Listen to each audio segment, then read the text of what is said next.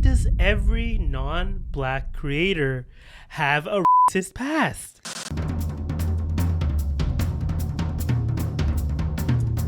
Cheers! All right, I'm drinking Amir's Tim Hortons order. Bismillah. It's not that... Yeah, it is kind of... You know what? It's almond milk, okay? At least you won't get the bubble guts. You're right. Yeah. Welcome back, guys, to another episode of the Cousin Connection Podcast. If you're wondering what Amir's coffee order is, tell them. Two sweeteners and almond milk. That's the same thing. I'm trying to cut down the calories. I know people say, "Oh, sweeteners can give you cancer." Really?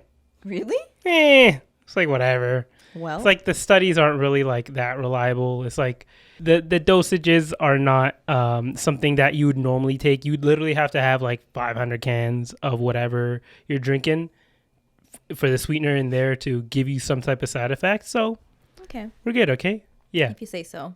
I'm just saying. So we just came back from filming with the coffee time. See, you did it too. Is this your fault? So before I cut this in, I said coffee time accidentally.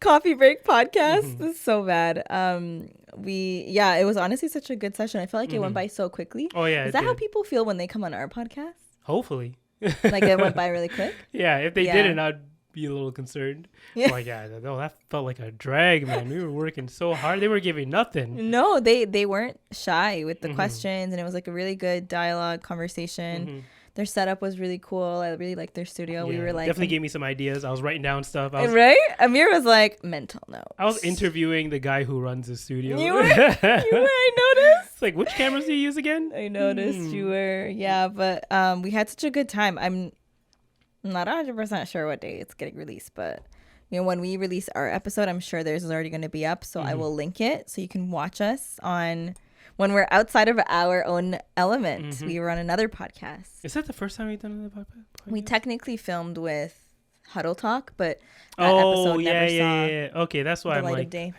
don't remember us putting out anything else. Yeah. Yeah, shout out to Huddle Talk. One day It'll happen. They did actually just have them on like 2 episodes ago too.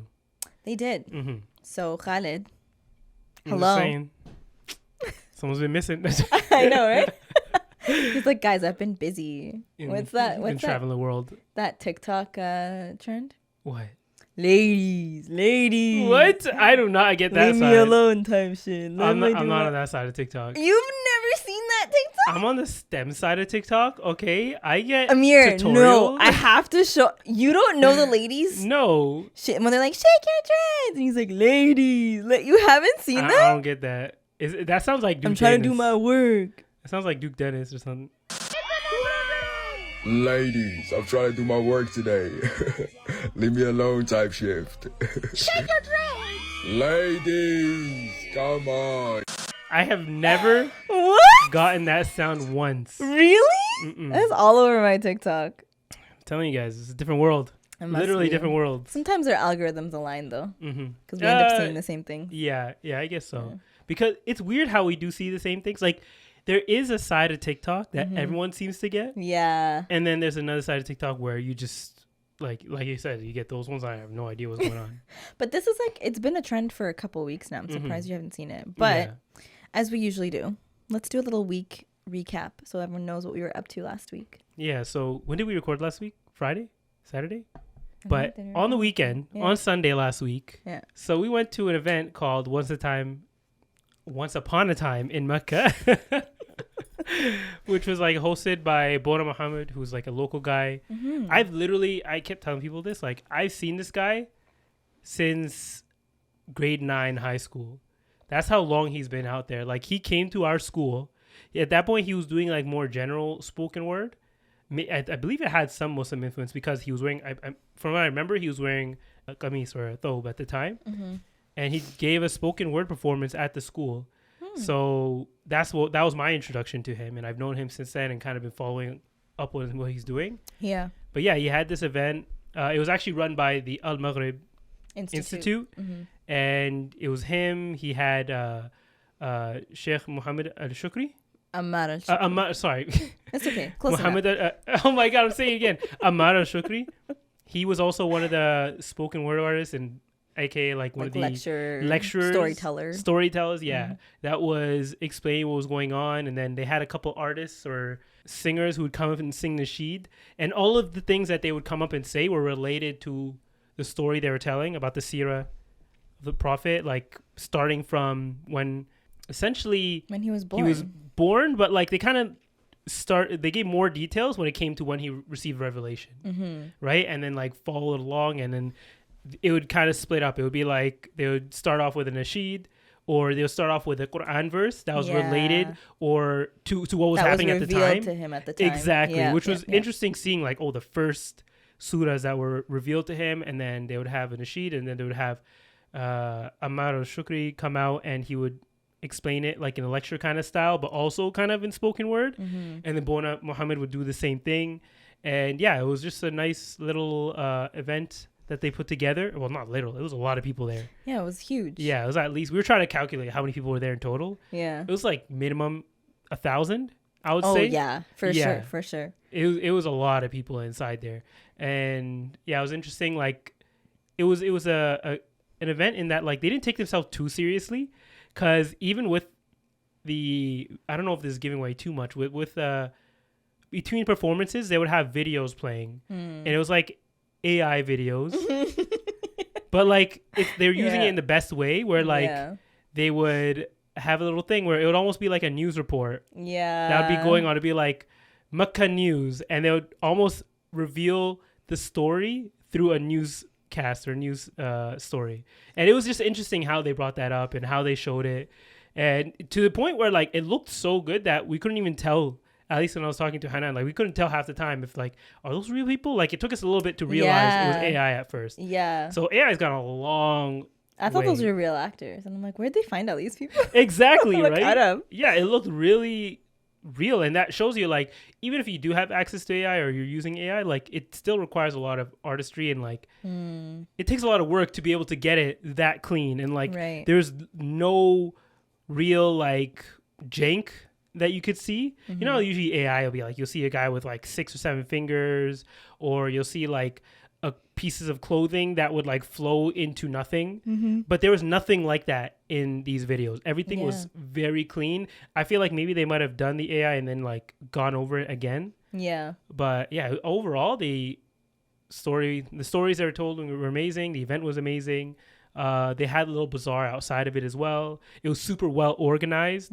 Like getting in was super easy. People were flowing in and out through the entrance pretty quickly, and seating was a little tricky. Like at first there was like a VIP section, so maybe the only I guess con I would say is like seating. If you want to get a good seat, get there early, because you're gonna be sitting all in. Even from the back, like we were kind of near the back, but we still had a good view of everything that was going on. So yeah, overall the event was really nice. What did you think?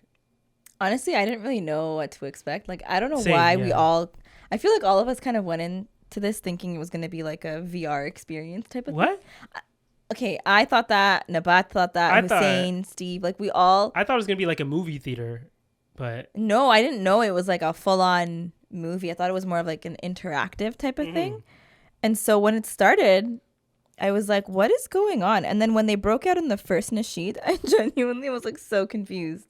Because I knew that there were going to be artists there, like that were going to be singing, but I didn't think it was going to be like incorporated into the storytelling. And so at first I was, as Shelly from Love Island says, genuinely confused. But once I kind of got the gist of it, I'm like, oh, you know what? I kind of like this. It's like switching from, is it medium? Switching from the different mediums. And it just kept us engaged the whole time. And I think what really got to me and what really just like wowed me was the part where they spoke about the death of the Prophet sallallahu alaihi wasallam. Like Sheikh Ammar al-Shukri really just did his big one. Because you could hear a pin drop in that room. Oh, I could hear someone just going. Like it was silent, silent. Like he captivated everyone. Mashallah, his storytelling genuinely had me at the edge of my seat. And we've all heard the Seerah, like, but every time we hear it, it still captures our attention the same way, and that's just the power of the Prophet sallallahu alaihi wasallam. So it was just like it was something different that our group of friends did. Like we don't normally do these things, Yeah. but I'm like, guys, it was something for us to do. And so I think we all collectively enjoyed it. I got a hijab while I was out there. I forgot what the brand was, but they were there, and I was like, oh, cool. It was a good event, and honestly, we got really lucky too because we got there early, and we didn't know that across the street there was actually like a whole festival going on. Yeah. And it was funny because we were walking around and we were like, Hannah and I were hungry, and I knew everybody else was hungry too, right? We were like, let's look for some food around the spot, and we were talking about like, oh, let's go here, let's go here, let's go here. And by the time we got down there, we still hadn't picked a spot. Yeah. So I was walking around. I was like, oh, you know, they have hot dogs there. I can't get that. I'm talking to Hannah. I'm going to say this. Oh, I have jerk chicken. I would love that, man. Yeah. And as I'm walking around, I'm like, I saw a cookie spot, and I walk up to them. They're like, yeah, you know, and it's vegan and like all plant-based. Not plant-based, but basically they're saying it's vegan cookies. I was like, oh, okay, that's interesting. And then the next spot I see said vegan on it as well. And my mind like started putting things together. And I don't know how, I was already halfway through this place. I just realized everything here is vegan. So that opened my, I was like, oh my God, we can have everything we want here. Anything we want here. Yeah. So we were like, at that point, at first felt we had no choice. And then after we found out it was all vegan, we're like, we have too many choices now. Yeah. So we ended up just choosing a Jamaican spot that had these like vegan jerk sandwiches. So I got one of those. And I believe Hanan got the same one, or actually she got another one, but I forget what that one was called. But it actually tasted really good. Yeah. I don't know what bread they used. It was like some cornbread type situation. But the combination was really good. The seasoning on that jerk chicken or jerk whatever it was. Because it didn't say jerk chicken, but it tasted really good. Yeah. Of course, I was, missing my protein. I was hoping for that. Yeah. But it turned out to like a nice hangout before the event because we got there really early, right? I think we intended to like eat something before, so that's why we went early, which was a good call. Exactly. So it worked out. We got to walk around. We found another couple spots that we could we got a couple things from, but yeah, overall it was just a nice event. Yeah, it was like a nice Sunday fun day type exactly of thing. Weather was perfect. Well, what? It was perfect that day until we went to dinner. Remember how hard it was raining?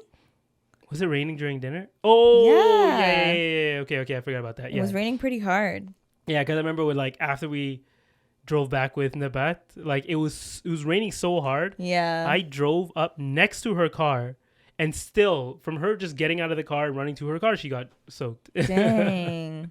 Yeah, I forgot about that. Yeah, but so it was good during the day, which is it was like hot, and I don't think any of us expected it to be, but it was nice, and it was a nice like chill Sunday. What else did I do? Okay, so I've been seeing this cafe all over my TikTok. It's called Aura Cafe. I think I've heard about this. Yes, you might have. And so I happened to be in the area last weekend with my friend, and so she was like, oh, Aura Cafe is like near here, we should stop by. We were at another friend's house, and so by the time we left, it was like 11:50 p.m. Yeah. And you go to a cafe? No, but hear me out. Okay. And the thing is like we didn't think we were gonna stay that late at this friend's house. So when we were leaving, we looked it up on the GPS, and it was like a 7-minute drive, so we would have arrived at like 11:57. I was like, this is so shame. Like, I'm not pulling up to a cafe 3 minutes before they close, just to ask them for a matcha. Okay. So anyways, we did it. We drove there. So you were that customer. We drove there, and by the time we like walked, because we parked and then we walked, it was like 12:01. The lights were still on. There were still people inside. And so I'm like so embarrassed, like basically dragging my feet. And she's like, come on. The worst they're going to say is, no, we're closed. And I was like, yes, that's embarrassing. She's like, let's just try. So she opens the door and she's like, hi, sorry, I know you guys are technically closed now. And then the guy, the barista, is it barista or baristo? Barista. Anyways, he's like, no, come on in. I was like, oh my God, everyone inside the cafe is looking at us, so embarrassed. And he was so kind. He's like, come on in, get whatever you want. Like, don't be shy. Order whatever you want. Like, don't worry. Yeah, he's going to take your money anyways. True. I was a paying customer. Yeah. So I ordered a white chocolate matcha. Oh my God. Was it good? It was so good. Really? It was so good. Is this close to me? Kinda. Is it downtown? No, it's like Avenue. Avenue? Yeah. Like we were close-ish to it on our way back. Yeah. And I contemplated like, Amir, let's go to Aura. We should have. It's crazy that the spot was open till midnight. Yeah, well, they're open till midnight in general, but like we got there at 12:01. Yeah. And he made us a matcha so quick, and then was like, "You have to try it." And I was like, "Not in front of you. What if it's bad?" He's like, "Yeah, well, I'm open to feedback." So I was like, "Okay, period." So he turns around, I drink it. It was so good. I was genuinely impressed, and so I told him that I have a podcast and that I would Shout him out. So shout out to Aura Cafe. Yeah, if you're in that area, you should definitely go visit. I heard that they have really good banana pudding, like comparable to what's that famous one in New York? I'm not sure. But Magnolia Bakery. Oh yeah. That's actually my wife's favorite spot. I heard it's very comparable. Okay. So we might have to pay Aura another visit. Okay, we're all gonna have to pay a visit. Okay. Yeah. And do they have cookies? Yeah, they have a lot. They had a lot of. Wait. First off. Was there a tax? Was there the Muslim tax on there? I don't think it's a Muslim spot, is it? No, it is. It's Somali owned. Oh, it is? Okay. Shout out to our was there a Somalis. Muslim tax on those matchas? How much was it? I can't even remember because I didn't pay. It was Manal covered it. Oh, okay. I thought you meant so like kind. he like gave it to you guys for free or something. Oh, then I'd be like ride or die Aura, but like even it's fine. Should I have was been like, happy to yo, support. I'm an influencer. No, no, we're not doing that. That's crazy. No, I wouldn't let you do that either. That's so that would be so pretentious of me. Yeah. I'm like, listen, no. My 8,000 subscribers, if you want them, you're gonna have to pay up. That's so funny. No, but it was actually like it's worth the drive in my opinion. Okay. Yeah. So we're gonna have to check it out then. 100%. 100%. Okay. I'm gonna have to check those prices though first. It wasn't. It's like comparable. It's not as bad as like Ridgeway because Ridgeway is different, but it's not super cheap either. Okay. So we'll see about that. What is next? Oh, okay. So I guess I can educate you on the Vela controversy. Oh yeah. So I got like a random TikTok talking about this, but I didn't watch the whole thing because I was like, oh, this isn't my side. I'm gonna leave. Well, okay. So Vela, if you don't know what that is, it's a hijab brand. It's a company. And the owner, Marwa, so she basically this like photo that she took years and years and years ago resurfaced online during COVID in 2020. And the photo is her and her friend sitting on these like white cubes that spell out the N-word. She's not black. She's Arab, I believe. Why does every non-black creator have a racist past? Because what is this? It stems from ignorance. No, but like it's almost like if you are a white creator or someone who is not a person of color, you are like 99% guaranteed to find some type of racist post they've made in the past. And the fact that there's a post about it, like sure, maybe you've said the N-word with your friends, but like why make a post about it? Yeah. Okay, go ahead. So that photo initially surfaced in 2020. And I think Vela was around, or maybe she was just an influencer, but like she was known obviously online. So she apologized and in 2020. And I think people were like, cancel her, whatever. It didn't end up working, obviously, because she has a successful hijab brand. I don't know. In most recent times, the photo resurfaced again. And so if you didn't know her back in 2020 and you're seeing it now for the first time, you're like, what the heck? That's crazy. Now, there's layers to this controversy because Vela was already controversial because of their pricing. So, you know, depending on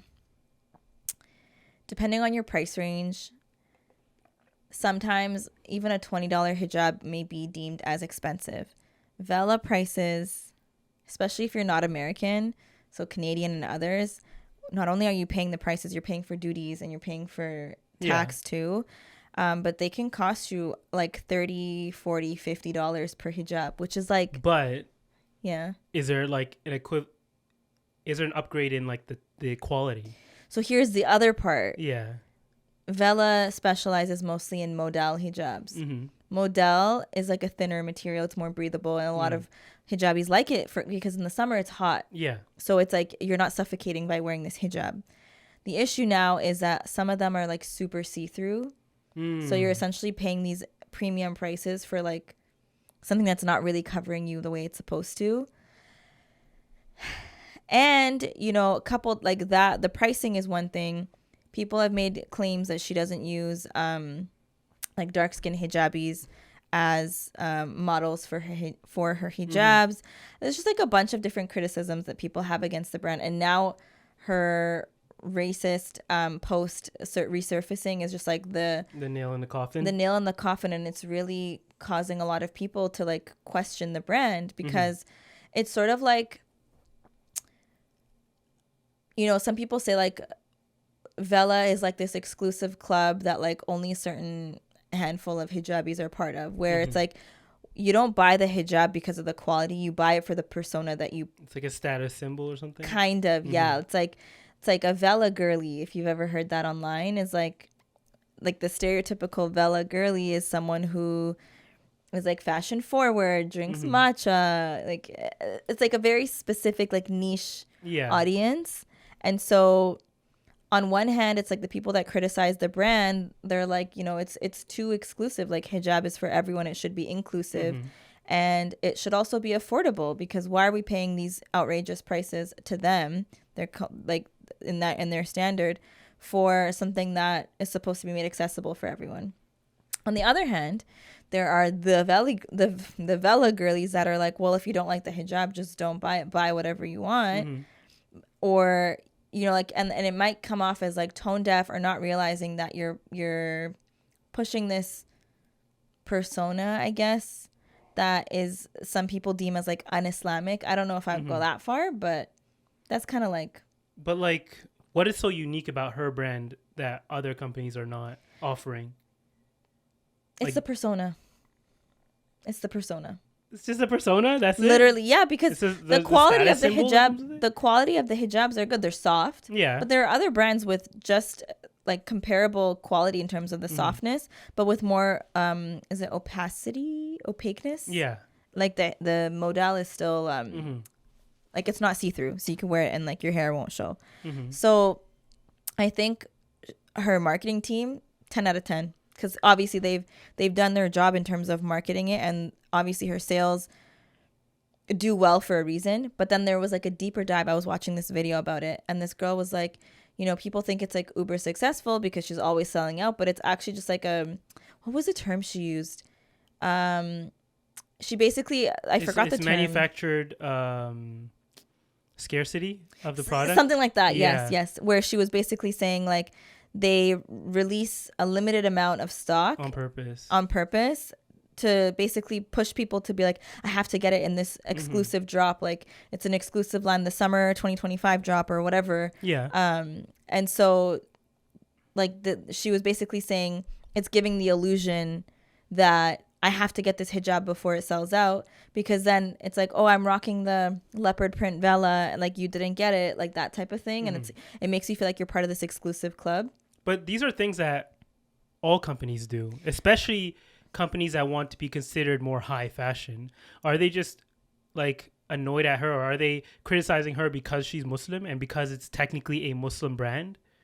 The criticisms come from Muslims themselves, though, like other hijabis. No, but like, are they saying you shouldn't be essentially taking advantage of your customer base? Yeah, and they're also saying like the amount of drops per year is too excessive, that it's promoting like gluttony and like greed, because you're just constantly like, no one needs this many hijabs type of thing. So they're just annoyed at her for being a capitalist, essentially. Basically. Like, sure, you can criticize for someone for trying to be a capitalist, but like, I feel like everybody has those tendencies. I feel like if they're in the same situation, they would probably be doing the same thing. Yeah. I don't know. I feel like people are just trying to tear someone down because they see them doing well.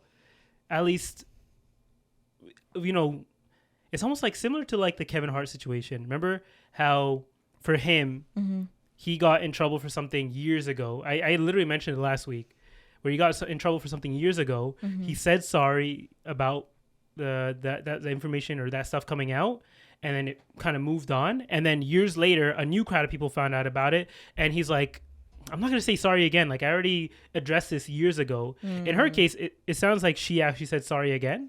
She said sorry again because she basically was like, for those that haven't, like, that are seeing this resurface for the first time, like, I'll apologize today, tomorrow, and every time that it resurfaces. Like she's taking ownership of it, and I respect her for that. But I think going back to your original point, like if you're not a person of color, why would you think it's okay to post something super racist online? And then if you have aspirations of being a business person or an influencer, why would you think for a second that it's not going to come up and haunt you years later? Because it will. But 9 times out of 10 it will. If you posted something online, like people need to understand what it means to have a digital footprint. Like, and I'm not saying it in the sense of like hide your racism, but like low key hide it. Like, don't be doing these things in public. I don't think for her it was coming off from a racist standpoint. I think it was coming off from an ignorant standpoint. Yeah, but I think we're all familiar with, like, you know, even in Toronto, people who are not exactly black will freely say the N-word or something like that. But they're more cautious if they see a black person around. No, now even online and stuff, even with black people around, they'll just go ahead and say, because they feel like they grew up around it, or because it's part of their vernacular now, whatever, right? So people have become more loose with it. In her case, like, as long as she said sorry and she's not doing it again, it's like if she said sorry and then continued to do it, sure, like then you can make a case for it. But back when she first did it, I don't know if she even had business aspirations at that time. Like, it wasn't really a thought. A lot of people do that. They just do something before they go online and become like some type of personality. And what are they going to do at that point? They're going to come out when they start to gain like a following. They'll be like, okay guys, before you start to follow me, there's this post that was from years ago that you know, I was doing something racist. Like, you're not going to bring that up it voluntarily. If someone ever did that, that would be very interesting, like an interesting approach. But you're right, no one brings that up voluntarily. Usually it's like somehow, some way, it just resurfaces. Exactly. And then you just address it when it does come out. Yeah. And say, you know, I've changed. I'm a different person. Maybe the most you can do is like start donating towards the affected group. It doesn't matter what it is, or do something to kind of help that community that they feel like you've wronged. I think what she could have done, and maybe her marketing team is already thinking of this, but like, and hopefully it doesn't come off as forced, but you know, because the black community specifically feels impacted, what could be cool and a cool pivot for her is, and I know not everyone's gonna like this idea, but why don't you dig into different black like cultures, ethnicities, where you could what?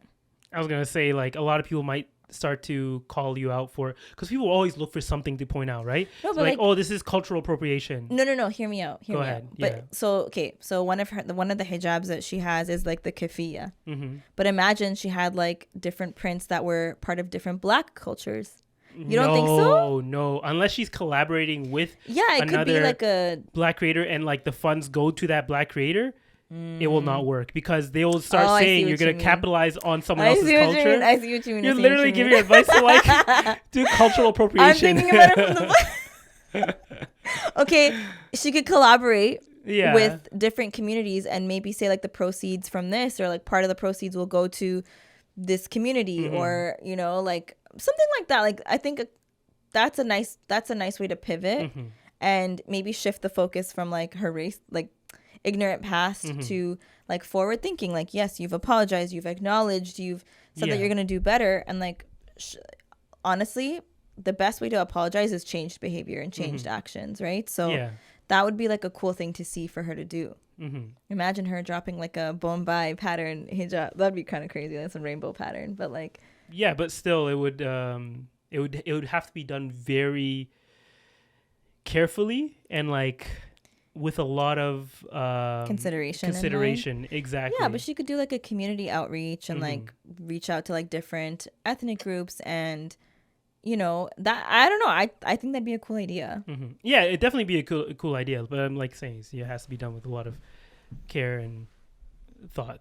If you're listening to this and you need ideas, I promise I won't get you in trouble, but but that is one, just to go back to the whole, like, I think they're trying to cancel her now or something like that. Yeah, they're saying like cancel Vela, we shouldn't be supporting it there. And like, I guess the one positive out of all of this is that a lot of the smaller hijab brands are getting recognition now for their decent pricing and like just variety, you know, and you're free to shop wherever you want.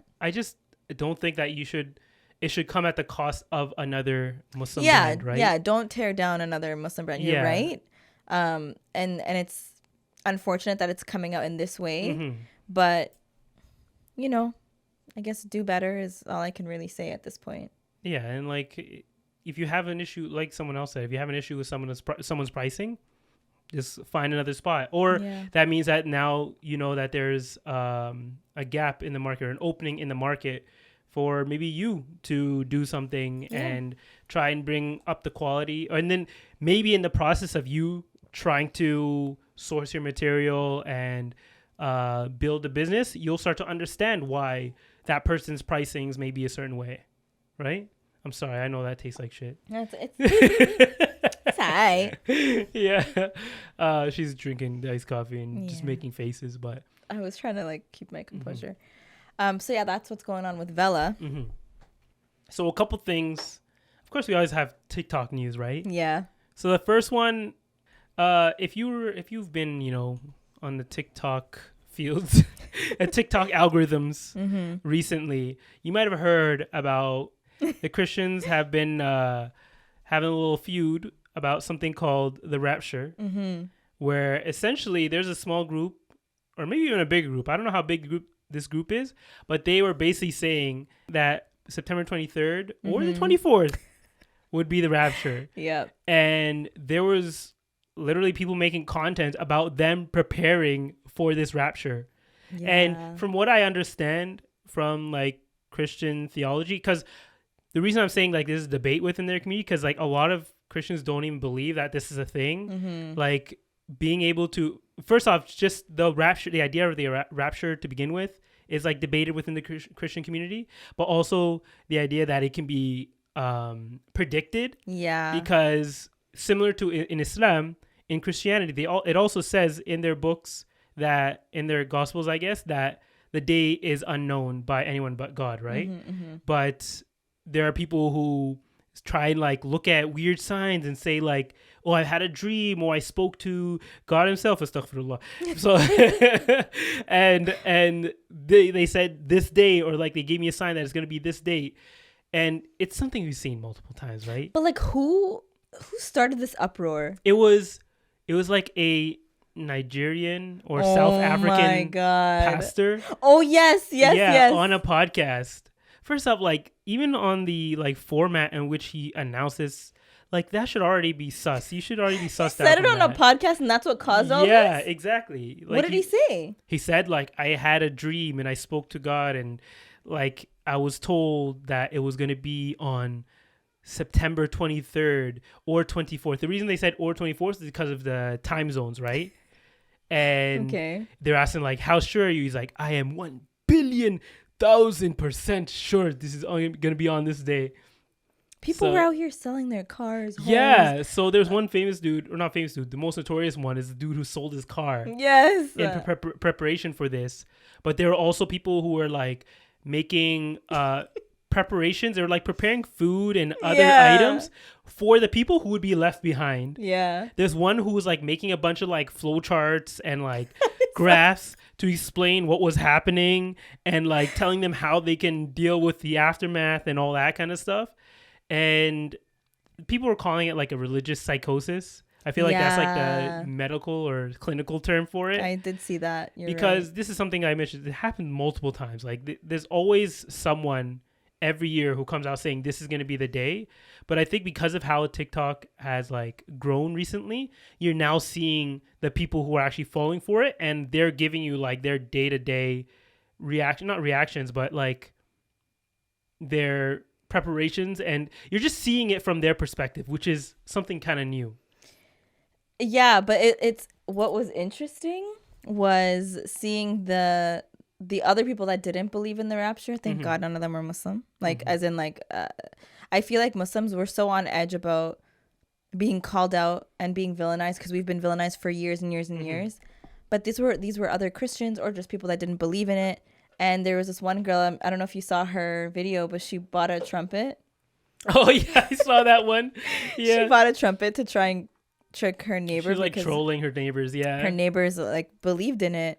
And maybe it is a level of like religious psychosis, and like how does that even happen? I was looking into that too. And sometimes if you're operating from a place of like constant fear, you can reach a level of psychosis because you just have constant anxiety and like, oh my God, I don't know how to act and how to, like, I didn't even know what the rapture was until really, like, I had to look it up because I'm like, what is this? Like, what is going on? I think they only believe like it's going to be, from what I've heard in the past, it's like only 144,000 people in the whole world will be like accepted in this rapture.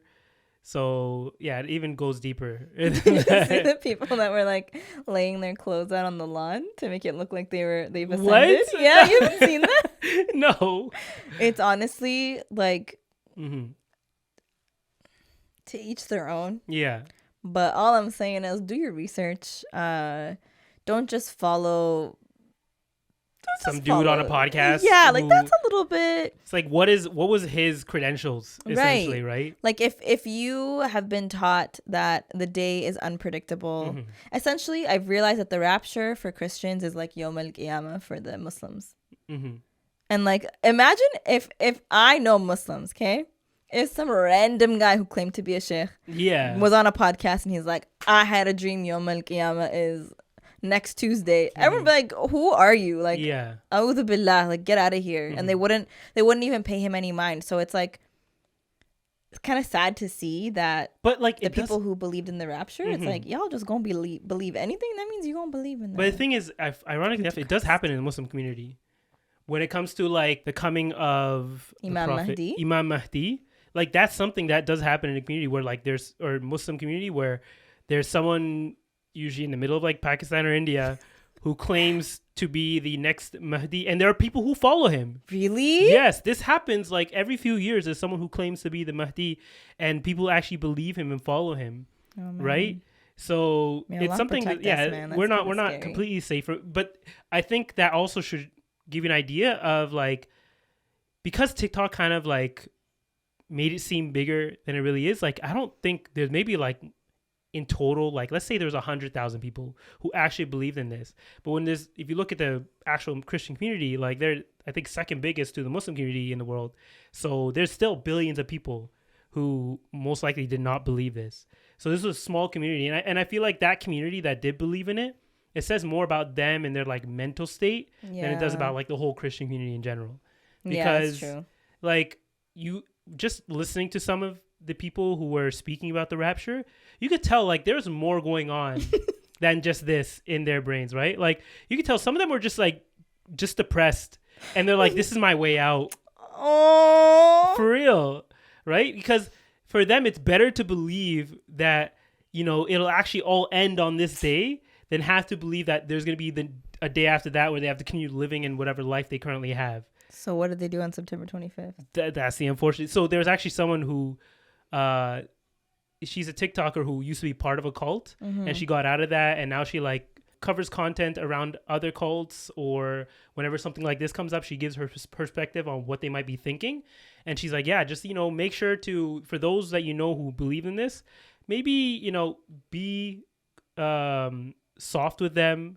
You know, don't chastise them too much for what they believed in. Like, sure, they might have said some things to you that made you feel like you just write them off, but just know that they're going through something mentally here, and you have to kind of almost talk them off the edge, because some of them might go over the edge from how sure they were about this thing, and the fact that it didn't happen. Some of them might be embarrassed. Some of them feel like, you know, what is there to live for after this anyway? So treat a very them like human way to approach it. Exactly. Very because at the end of the day, even if you go past the like religious part of it, it's just a lot of times it's about that human's experience, and like there's something else that's going on in their life, and this is their way of coping with it. So you have to kind of understand that and try and work with that. And I get that. Yeah, and just not make them feel worse, but you know, bring them back and make them realize that there is more to live for. Yeah. Right? What? That's just like, and that when you talk about it like that, it makes me realize like, damn, people really are just going through things. Yeah. And they were looking for a way out all along. Like, exactly. Come here. Give you a hug. But I also realized through this is that meme culture is still rampant. Oh yeah. Like nobody takes anything seriously anymore. Mm-hmm. That's kind of scary. I know I said like people should be soft on them, but there are a lot of people clowning on those people. Yes. Yes. There are like a lot of people like who looking at their watch me like just waiting for this certain creator to make a TikTok. They haven't made one yet. Oh, I wonder if they got raptured. Like it's just, and like some of the things people are just, they're so creative and like with their jokes that I'm like, how does your brain work? How do you come up with these things? It's so funny, but like, wow. Yeah, but it's like, you know how sometimes you just say one joke? Like usually you might not be the funny person most of the time, but your brain puts something together and you say it out loud and everybody just dies laughing from it. Yeah. And that's like your one moment and you just think about that for the rest of your life. You're like, that one moment in time, I was super funny, something clicked, I saw something differently and it made everybody laugh. I feel like that's why we see so many creative things on the internet, because that person at that moment just thought of something super creative. They did it, they put it out there, and that could be their only contribution. It's not like something they consistently push out. They just did it once. It happened to pop off, and then after that, it's like everything else was a dud. But you just see the wins, right? That's true. So I feel like that's a lot of times what it is. Like, just, if you have 1 million people watching, there's gonna be at least 1,000 minimum of those people who can think of something funny to say here, some way to meme this and get some clicks from it. That's true. And I think they also feed off of each other, right? Because we are in such a unique position nowadays where we are so exposed to a large number of people that we would have never, ever had the experience of meeting in real life, that when someone makes one joke, it's easy to like build on that. And you're just like, next thing you know, you're there scrolling, cackling at freaking words and pictures online. Crazy. It's almost like when you were in like what's that group chat thing called again? Clubhouse, right? Yeah. So you could be quiet for like 30 minutes and then you have one point that you just say and then everybody's laughing at that and you don't contribute anything after that. Because you're like, I contributed, I'm good, right? Yeah. It's the same thing, right? Yeah, I can see that. Yeah. So multiple heads are good. I mean, what did they say? Not multiple heads. 2 heads are better than one? Yeah, but I guess it is multiple heads are better than one. Yeah, I guess. In that situation. There's no I in team. Yeah. Teamwork makes the dream work. Oh, shoot, my feet. You can show my feet. Not for feet. I know. But hopefully, this can open your eyes to the truth and bring you back to Islam. Repeat after us.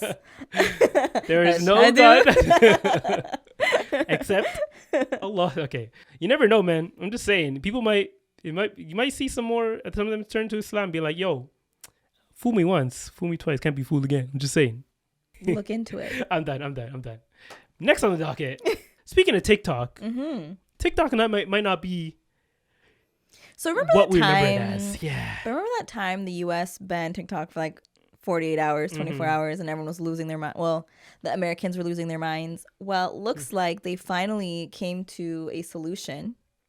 And the company called Oracle, which is it's not a telecommunication company. I can't remember. They do a lot. They do a lot. They do like cybersecurity, I think. Yeah. They actually bought out TikTok. Now, here you're wondering, like, what does it have to do with us? Yeah, so the Oracle CEO is pretty rampant Zionist. So you can only imagine what that means for the U.S. TikTok. Yeah, if you've been seeing, like, very few posts around Palestine, just get used to seeing this. Censorship, as we like to call it. Yeah, like, I didn't realize how bad censorship was because until I started hearing a lot of creators. There's a specific creator, I can't remember his name now, but he would literally call out the fact that he was about to get banned. Like, he would be like, I know this video is going to get me banned. I'm still going to put it out. And then he would post a video later, be like, told you guys, that video got banned. His account would get banned. The stuff he's talking about is like super, it's not like he's saying anything extreme, right? Yeah. He just knows that someone is watching his account and they're constantly just going to keep trying to ban his account from there.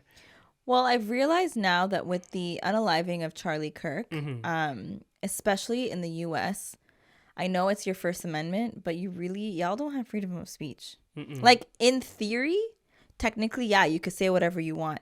But if it is seen as a threat to the empire, the national security of the United States of America, you ain't free. You can't say what you want to say. And the way that they spin it is, if you say, I hate Charlie Kirk for what he believes in, the U.S. government could spin that as, oh, this person is super against what he believes in, which is like super American and traditional, and therefore you're a threat to the national security. Yep, you don't have freedom of speech. Your content is banned because we don't want to further perpetuate this type of ideology into the social media space. Yeah. Unfortunately, now that is the reality, is that like before you would get just banned. That's like the most that could happen. But now there could be like real life consequences. Like you could literally go to jail for some of these things, or be indefinitely held in some like ICE detention center. Crazy. For the things that you post online. So going back, I think last week what I mentioned with like the left having cancel culture and the right's level of cancel culture is like taken to the 10th degree, where when you have real life consequences where people are actually, where the government is getting involved, it's a little scary. It is scary. And with Oracle now taking over, they're saying, I'm not sure if this was an official statement yet, but they were basically saying that like, because okay, they were going to sell TikTok, right? But there's a difference between TikTok and the algorithm, because the algorithm is almost like it's their own property. It's ByteDance's property. They can give them the app. The app means nothing if you don't have the algorithm, right? So they're basically saying they're trying to work out a deal with the algorithm where like America, or essentially America would have its own algorithm that's different, and it would be almost like a different app in itself. That's gonna ruin. Sorry, there's a fly in I here. know. Do you see that? Yeah. It was like flying into my straw. Yeah. Where'd it go? I don't know. Like, get away. That's my iced coffee. But yeah, so there's talks about having a different algorithm purely for America.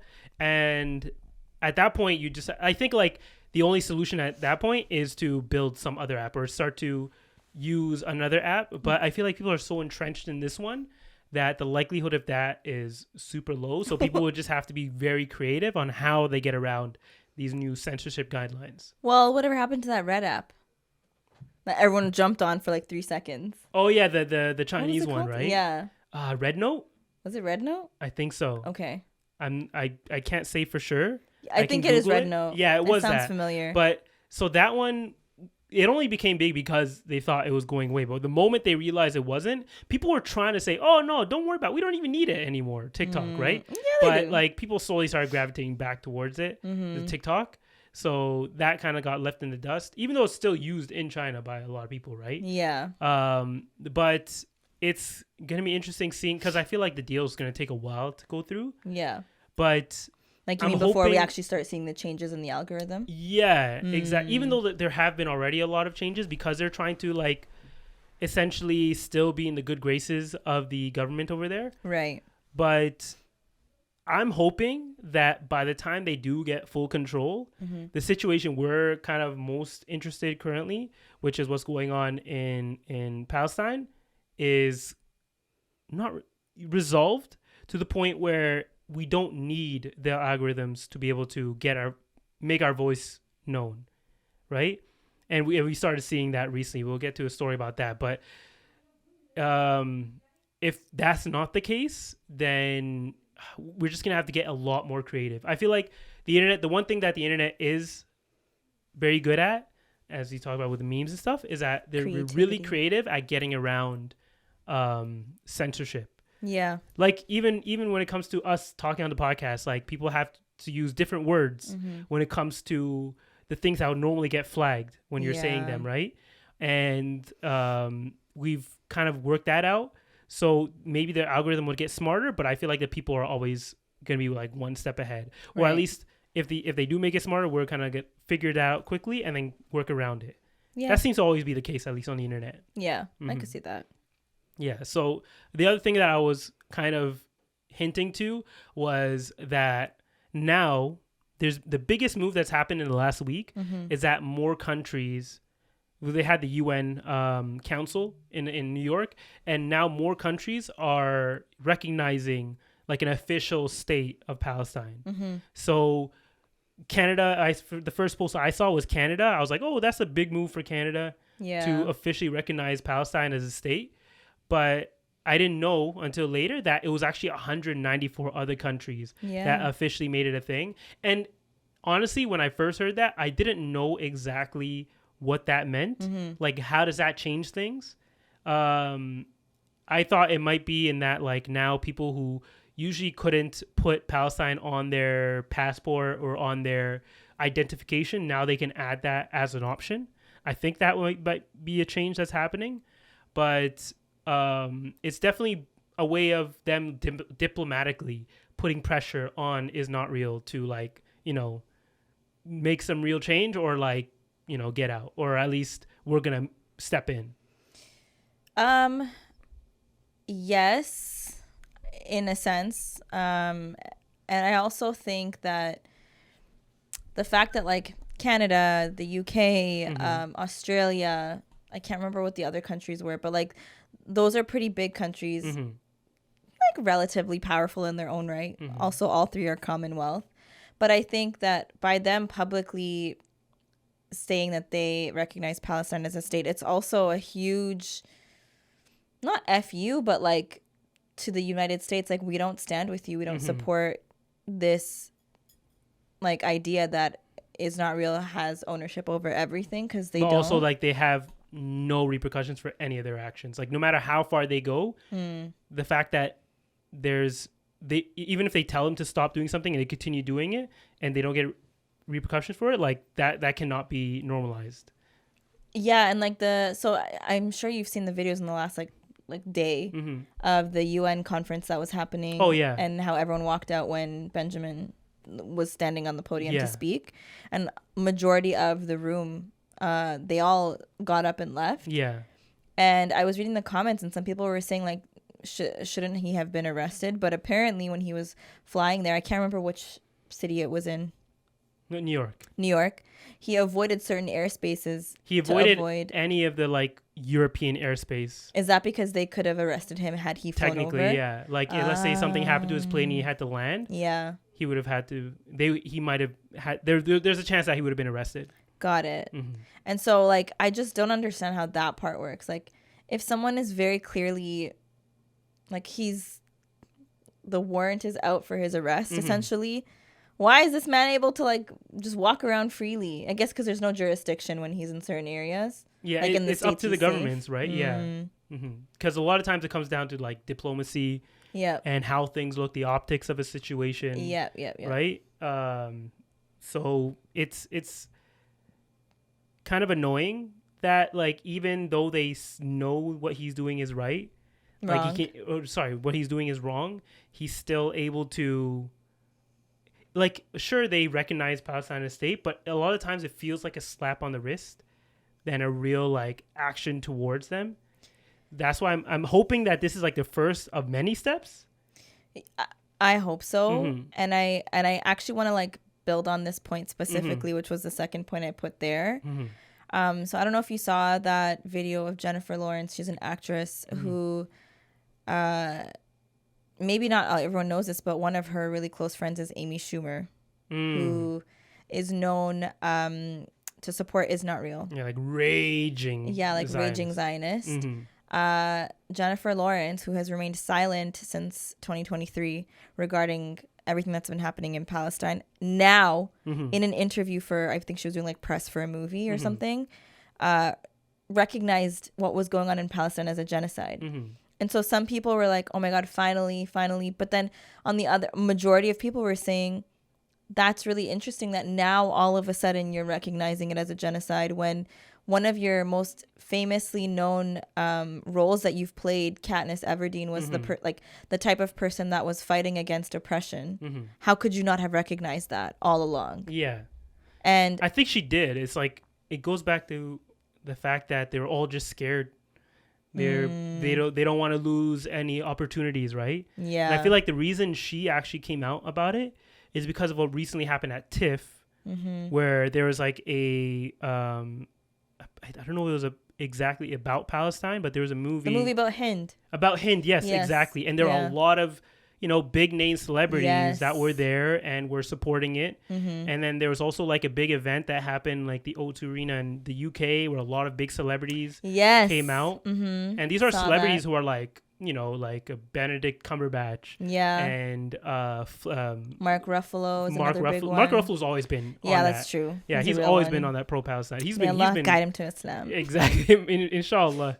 But him and like Florence Pugh, these are people who are not only in like big movies, but like they're involved with companies who are on boycott lists, right? And there's a chance that they could like lose work from it.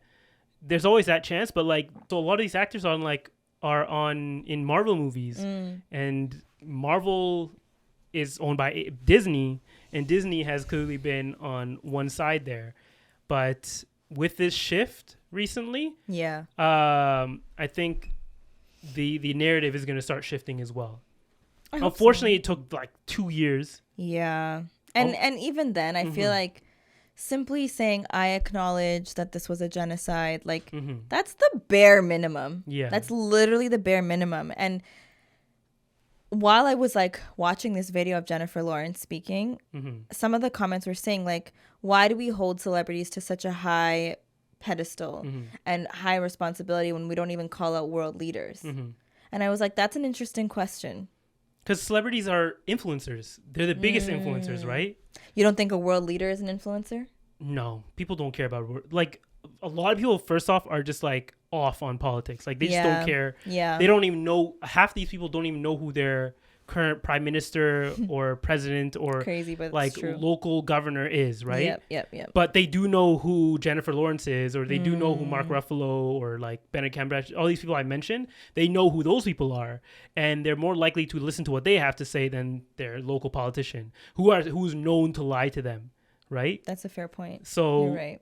It always comes down to your influence as an individual, and like politics, they have influence on how your life will turn out, but how your life is affected. Yeah, your quality of life. Which is unfortunate that we don't kind of like pay attention to them more, as in the sense that like keep them at a higher standard or try and make sure they're following through. But celebrities have a huge say. Yeah, it's always that celebrity culture, right? It's just the culture of the world. Yeah, it's something that's universal. So people will definitely be more willing to listen to what their favorite celebrity says and their local politician, right? I'm still surprised that someone like Taylor Swift has gotten away with not ever commenting on it. And I know before her stance was like, oh, I'm never going to speak about religion or politics. But it's her audience. No, but even in her documentary, like she spoke about her distaste for Donald Trump. Maybe I shouldn't have said his name. It's fine. I didn't say anything bad. But you know what I mean? Like, she's gone this far, and she's probably one of the biggest, if not the biggest celebrity in the world right now. You don't think so? I think she's big in America. I don't think Taylor Swift is big in the world. No, I think she is. Has she ever done a world tour? Yeah. And was it popular around the world? Yes. Really? She's very, very, very popular, very powerful. Like, she's up there, and the fact that she has gotten away with not saying anything at all is kind of crazy to me. Maybe it requires, like BDS list is a thing. Maybe they have to make a, boycott, divest, and like boycott celebrities? No, but BDS stands for boycott, divest, and what? Boycott, divestment, and sanctions. Yeah, exactly. So they need to make one for celebrities, and maybe we'll start seeing some more sentiment change because of how much power they have, more than people even realize a lot of times. Yeah. Right? Like, look at, going back to the Rapture thing, like that person is almost unknown, but look how much of an influence he had on people literally changing their lives, the way they live, because they believe this one dude, right? Right. And people worship celebrities like they're prophets in themselves, right? Yeah. Or some deities or whatever. But because of that, it makes you realize that what they say really is taken almost as gospel by a lot of people. And there's that whole conversation or that whole argument about like whether you're responsible for your audience. And I think we're answering that question, that you are responsible for your audience, right? Yeah. And what you say to your audience, what you support and what you don't support. Yeah, that's what also makes does affect your audience. That's what makes up part of your celebrity. Is on one hand, it's whatever you're famous for. So if you're a singer, it's because of your songs and your voice and whatever your songwriting, and it's not just that. Like there's also what you stand for, what causes you support, those types of things. It's your relatability to your audiences. That's what gets people to be attracted to you and like want to be your supporter. But you can't just only bank on people to like just support your music and essentially fund your life by supporting you and buying your stuff and you know, sharing your content without talking about like real world issues. You know, you have to be multifaceted. You can't just be in one lane. And yeah, there might be people that are like, well, I only like their music, but I don't support them as a person. There are people who do that too. But I'm thinking of like the grand scheme of things. A lot of times people will support a celebrity because they're like, oh, this person stands for XYZ cause, and I really respect that about them. I relate to that because I support it. And then that's how you become a fan of them and a fan of their work. Yeah. The only reason I could see maybe a celebrity that big not feeling like that or feeling hesitant to say anything is because a lot of the whataboutism that goes on. So like once they start speaking out about one thing, now they feel like at least other people will start to put pressure on them to speak about everything. It's like, why did you speak about this one thing at this one time, but now this thing's going on and you're not speaking about that? And they feel like it's like almost a perpetual thing. Like they have to keep speaking out about it.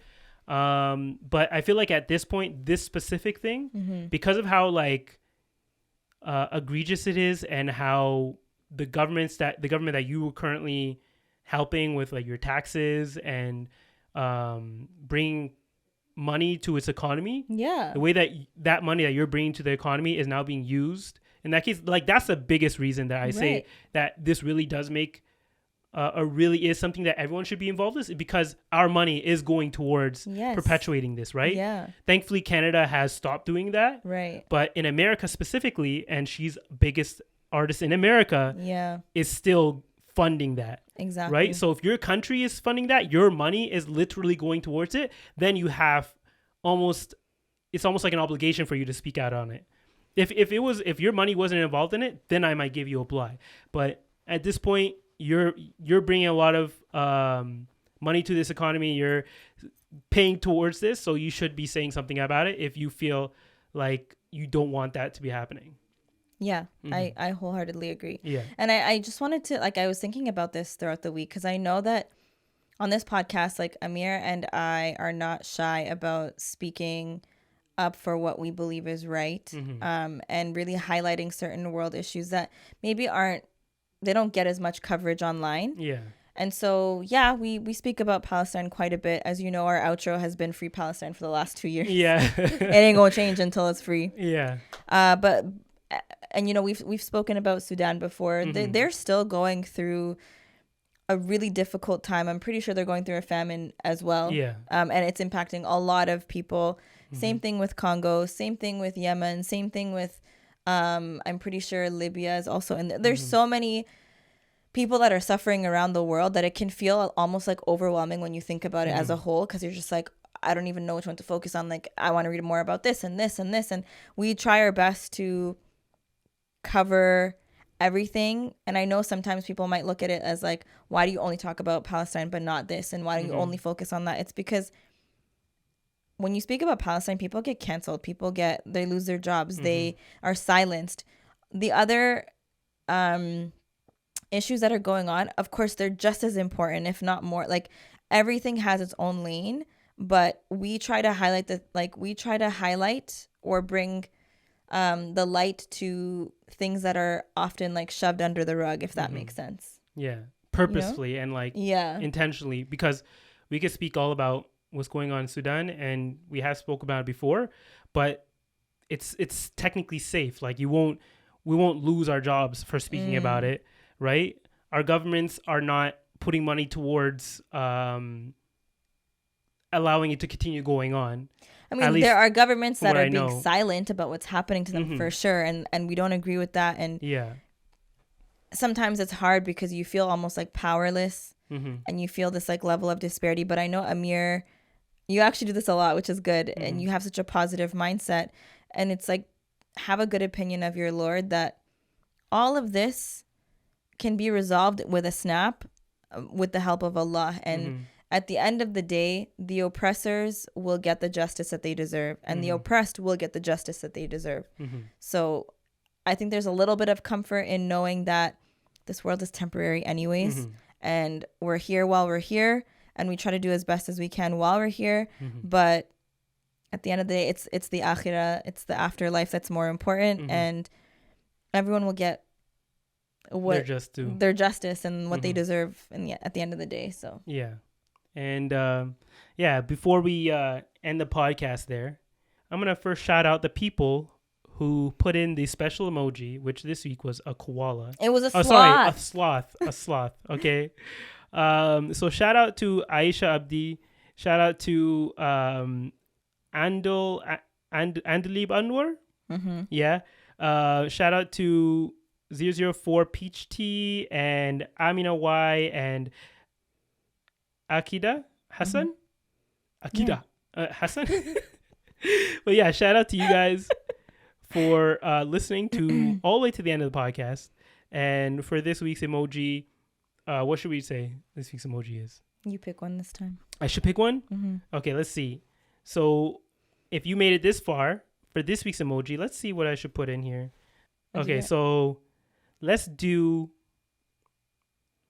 a squid. Okay. Squid. Okay, so for this week's emoji, put in the comments a squid with your question. You can do either just a squid or with a question. We'll answer that if you put it in there. But yeah, shout out to you guys for listening all the way to the end. I know we kind of ramble a lot here, but you know, it takes a lot to make it to the end. So I'm proud of you guys.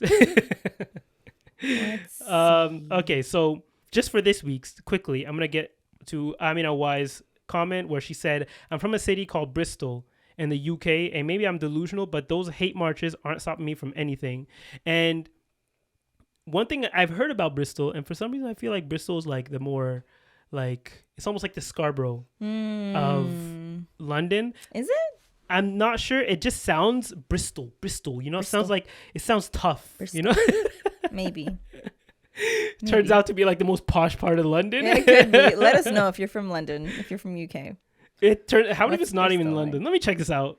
Bristol, UK. It's not. It's Bristol, not London. even in London, mate. Yeah, London's a city. I thought Bristol was like a hood in London or something. Damn, it's far from London. Yeah, you gotta take the train. I'm sorry, I don't know my geography in the UK. Okay, it's a bit of ways away. But shout out to all the people from Bristol. If you liked what we did today, you know, if you want to hear a little bit more of it, you know what to do. Hit that subscribe button. Hit the like button. Maybe do the bell thing. I think that helps too. And if there's anything that we talked about today that you like, leave a comment down below. Ask a question. Even if it's not related to what we talked about today and you have a question, you can put it in the comments there. We'll reply to it in a future episode. Other than that, you can also follow us on Cousin Connection Pod at TikTok and Instagram. And we'll see y'all next week. Bye. Bye.